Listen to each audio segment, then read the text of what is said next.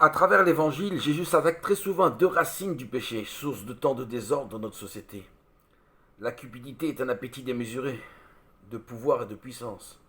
D'ailleurs, l'évangile est rempli de son opposition courageuse face aux prétentieux des gens en place, qui tentent de mille manières de s'assujettir à leurs semblables.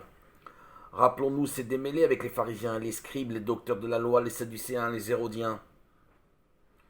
Il les souligne à diverses reprises à ses contemporains. On peut même se servir des traditions religieuses pour exercer un empire tyrannique sur les âmes. Jésus ne se gênera pas pour dénoncer cette imposture et libérer les cœurs. Ces guérisons le jour du Shabbat sont une provocation calculée devant de tels abus de pouvoir. Le Shabbat est fait pour l'homme, mais non l'homme pour le Shabbat. Ne faisons pas de Jésus un anarchiste, ce serait ridicule. Il est roi et il le sait, il est Seigneur et Maître. Vous m'appelez Maître et Seigneur, et vous dites bien car je le suis. Jean 13, verset 13. Il possède autorité et pouvoir, mais il en use toujours au bénéfice des pécheurs, des malades, des mal-aimés. Son pouvoir est bénéfique.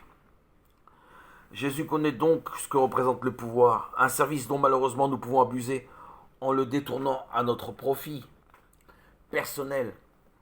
Il a su éviter la griserie du pouvoir.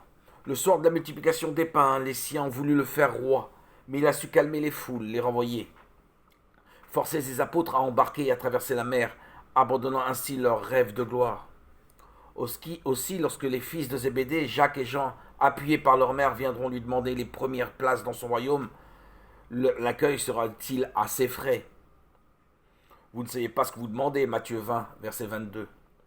Le royaume de Dieu n'est pas une affaire de réussite humaine. Les introductions, les recommandations, rien de tout cela ne joue plus ici.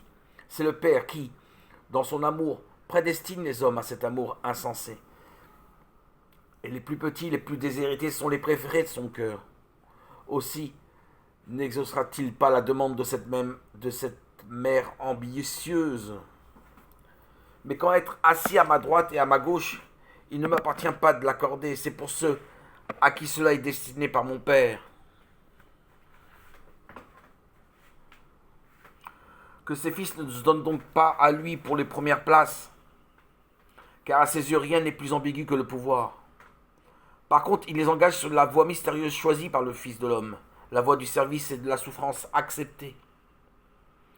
En effet, le Fils de l'homme n'est pas venu pour être servi, mais pour servir et donner sa vie pour le salut d'une multitude. Marc 10, verset 45. Luc ajoute cette précision au texte de Marc. Il y a aussi une rivalité parmi eux. Lequel d'entre eux pourrait passer pour le plus grand? Luc 22, verset 27.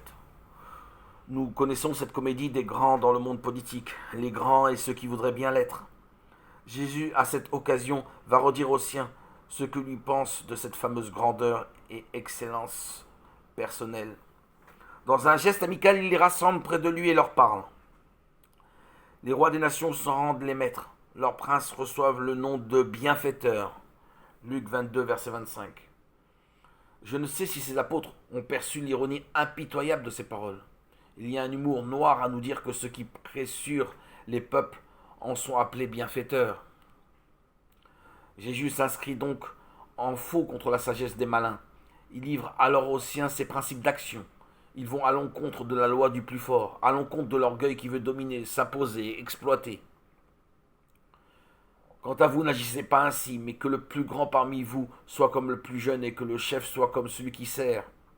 Luc 20, verset 26. Face au pouvoir que l'on exerce, sa sagesse à lui, c'est de servir les autres.